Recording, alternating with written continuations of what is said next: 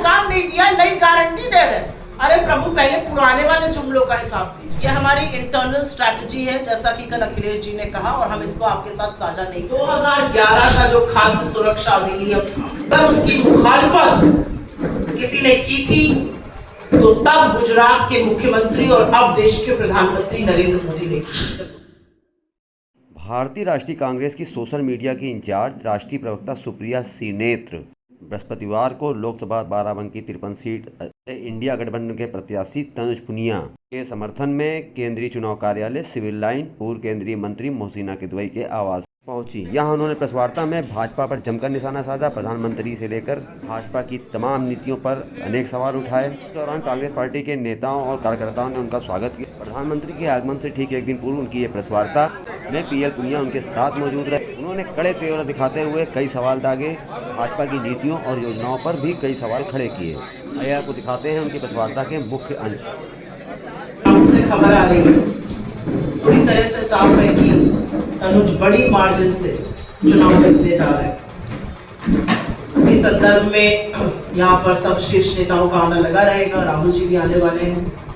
आज यहाँ पर प्रेस वार्ता का मुख्य उद्देश्य ये है कि जिन मुद्दों पर हम चुनाव लड़ रहे हैं, जिन मुद्दों पर हम अग्रसर हैं, जिन मुद्दों को हमारा शीर्ष नेतृत्व उठा रहा है, उन मुद्दों की थोड़ी चर्चा हो जाए।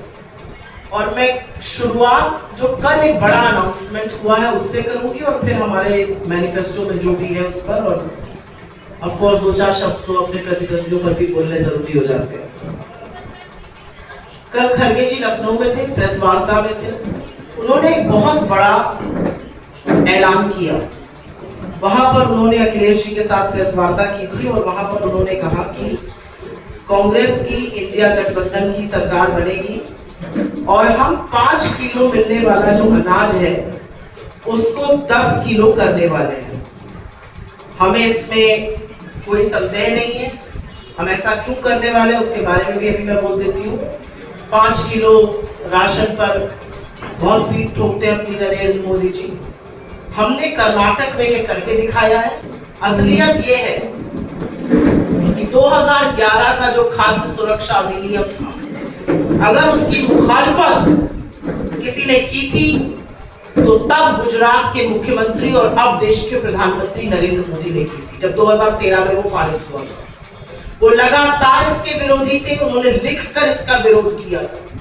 और असलियत यह है कि उन्होंने इसको लागू करने के लिए कुछ भी नहीं किया। ये कांग्रेस पार्टी की, डॉक्टर मनमोहन सिंह की और सोनिया जी की देन है। असलियत ये भी है कि कोरोना काल के दौरान अगर 2 चीजें संजीवनी बूटी बन के उभरी, तो उसमें से एक खाद्य सुरक्षा अधिनियम था, जिसके माध्यम से 5 किलो अनाज मुफ्त मिला, और दूसरा मनरेगा था। और असलियत यह है कि उसका नाम बदल के पीएम किसान कल्याण योजना कर दिया गया और लोगों को अनाज मिलने लगा। मैं आज भी मानती हूँ, गांव देहात छोटे शहरों में जो बहुत बड़ी संजीवनी थी वो खाद्य सुरक्षा अधिनियम जो यूपीए की सरकार लाई थी वो थी। ये चुनाव तय करेगा कि क्या इस देश में तानाशाही चलेगी या संविधान चलेगा। और असलियत ये है कि ये चुनाव संविधान बनाम तानाशाही का चुनाव है। और संविधान से क्या मिलता है और संविधान के खतरे में होने का क्या मतलब है, आज इसी बात पर चर्चा होनी चाहिए। संविधान खत्म होने का मतलब है जो आपकी अभिव्यक्ति की आजादी है, जो आपको मिली सहूलियतें हैं, जो आपको मिला freedom of speech and expression है, वो सब खत्म हो जाएगा। संविधान खत्म होने का मतलब है कि बाबा साहब अम्बेडकर का या हमारे आजादी के दीवानों के जो सपनों का भारत था वो खत्म हो जाएगा। संविधान खत्म होने का मतलब है कि आरक्षण जो दलितों, आदिवासियों, वंचितों, शोषितों, पिछड़ों को मिलता है वो खत्म हो जाएगा। राहुल गांधी ऐसे ही अपने हाथ में संविधान लेकर हम रैली में नहीं जा रहे। राहुल गांधी जी का संविधान हाथ में लेना प्रतीक है उस लड़ाई का जिसको इंडिया गठबंधन लड़ रहा है।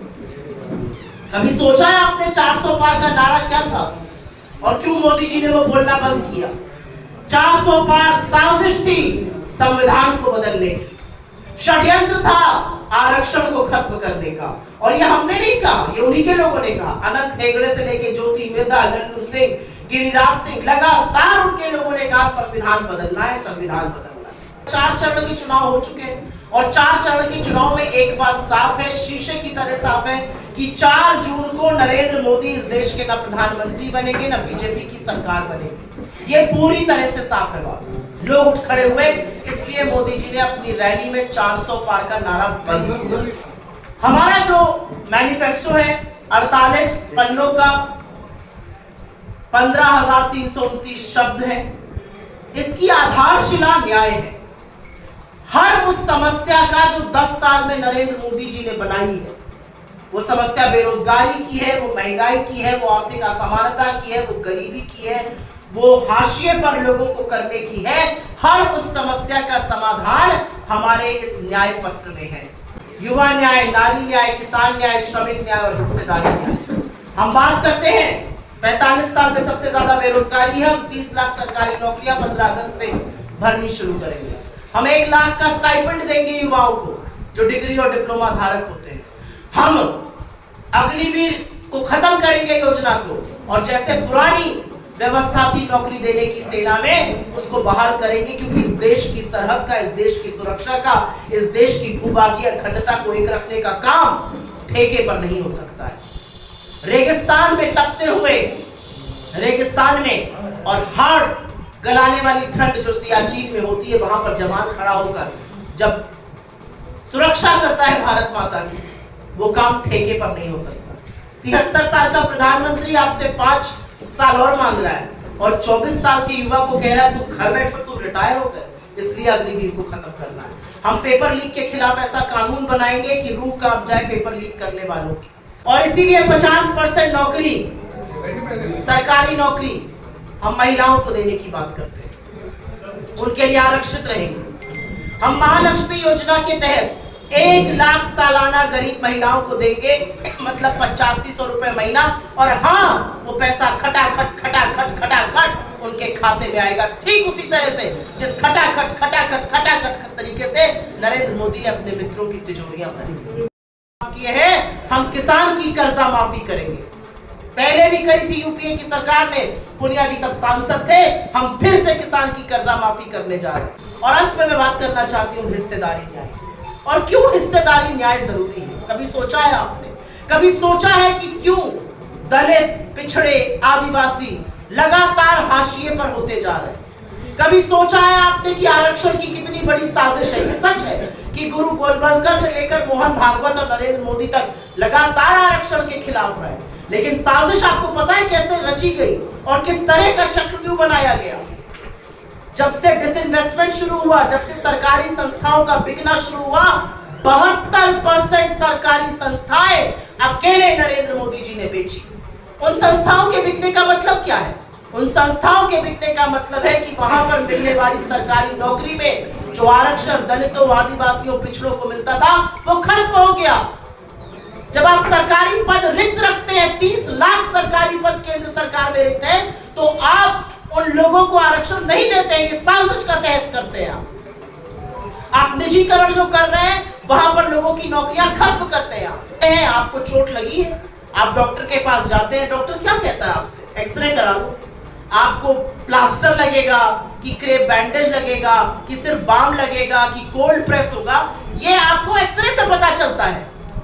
एक्सरे से पता चलता है कि कितनी चोट लगी है। यही एक्सरे है जातिगत जनगणना, आर्थिक और सामाजिक जातिगत जनगणना।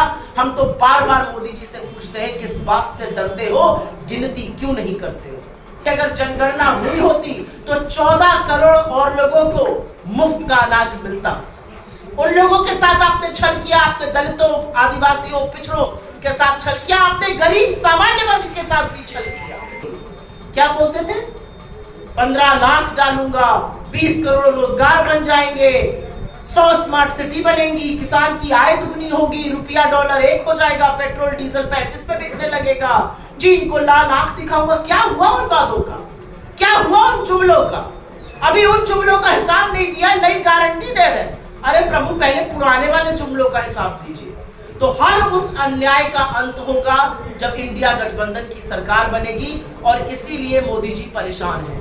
4 चरण में एक नए प्रधानमंत्री नजर आए। पहले चरण में प्रधानमंत्री को मटन, मछली, मुर्गा, मुस्लिम लीग नजर आए। दूसरे चरण में उनको मंगलसूत्र और भैंस नजर आने लगी। तीसरा चरण आते आते अपने मित्रों को ही स्वाहा कर डाला। अडानी अंबानी टेम्पो में भर भर कर, बोरों में लाद लाद कर काला धन बांट रहे हैं। और चौथा चरण आते आते कहने लगे मैं तो हिंदू मुसलमान करता ही नहीं हूं, अगर करूं तो सार्वजनिक जीवन में रहने योग्य नहीं हूं। 10 घंटे के अंदर जाकर महाराष्ट्र में उन्होंने फिर से हिंदू मुसलमान शुरू कर दिया। ये किस तरह की बातें करते हैं, क्या फिजूल की बातें कर रहे हैं। आपने 10 साल सरकार चलाई है, आप 10 साल अपना सीना ठोककर अपने काम आपने कोई नहीं किया जिस पर आप वोट मांग सकते हैं। असलियत यह है कि आपने धेले का काम नहीं किया, इसलिए आपको इधर उधर की बातें करनी पड़ रही है। असलियत यह है कि नरेंद्र मोदी जी जब जय शाह की ओर देखते हैं तो उनको परिवारवाद याद नहीं आता। जब वो पीयूष गोयल और रविशंकर प्रसाद को देखते हैं परिवारवाद नहीं याद आता। अनुराग ठाकुर को और पूनम महाजन को देखते हैं तो परिवारवाद नहीं याद आता। गोपीनाथ मुंडे की लड़की को देखते हैं तो परिवारवाद नहीं याद आता। सम्राट चौधरी को देखते हैं तो परिवारवाद नहीं याद आता। इधर उधर की बातें बंद कीजिए। 10 साल से सत्ता चलाइए, जनता हिसाब मांग रही। राम हमारे आराध्य हैं। राम करोड़ों हिंदुओं के, इस देश में ही नहीं इस पृथ्वी पर रह रहे लोगों के आराध्य हैं। राम मर्यादा, राम प्रेम, राम न्याय, राम साहस का वो प्रतीक है जिनको इमामे हिंद तक कहा गया। भाई तो राम पर क्या बहस हो सकती है। लेकिन मैं पूछना चाहती हूं कि जिस आराध्य को हम पूजते हैं, जो मर्यादा पुरुषोत्तम है, उसका परसेंट बराबर मर्यादा तो रख लीजिए। जो रामायण कहती है दैहिक दैविक भौतिक तापा, राम राज नहीं कहूं व्यापा, वो क्या कहती है? गरीबों का, वंचितों का, शोषितों का हक दिलाइए। आप तो उनका हक मारते हैं। जब आदिवासी के सिर पर आपका नेता पेशाब करता है तो वो रामायण का विरोध करता है। जब वीरेंद्र कुमार नाम के दलित चौकीदार को 2 तहसीलदार के सुरक्षा कर्मी रामपाल और एक व्यक्ति पीटते हैं और कहते हैं गाली देकर अन्न खाओगे भाजपा का, वोट दोगे किसी और को, ये राम का विरोध करते हैं। जिस हिंदू धर्म में कहा गया है यत्र नार्यस्तु पूज्यन्ते रमन्ते तत्र देवता, वहां पर हाथरस से लेकर लखीमपुर, शाहजहांपुर से लेकर उत्तराखंड जब लड़कियों के साथ अपराध होता है, हमारी बेटियों के साथ अपराध होता है, आप संरक्षण हमेशा आरोपी को देते हैं। आप राम का विरोध करते हैं, उस राम का विरोध करते हैं जिन्होंने सीता की मर्यादा के लिए लंकापति का दहन किया। क्या बात करते हैं आप लोग? आप धर्म की बात कर सकते हैं, आप धर्म के स्वयंभू ठेकेदार बने हुए हैं। और जब चंदा लेने का वक्त आता है तो बीफ कंपनी से चंदा ले रहे हैं।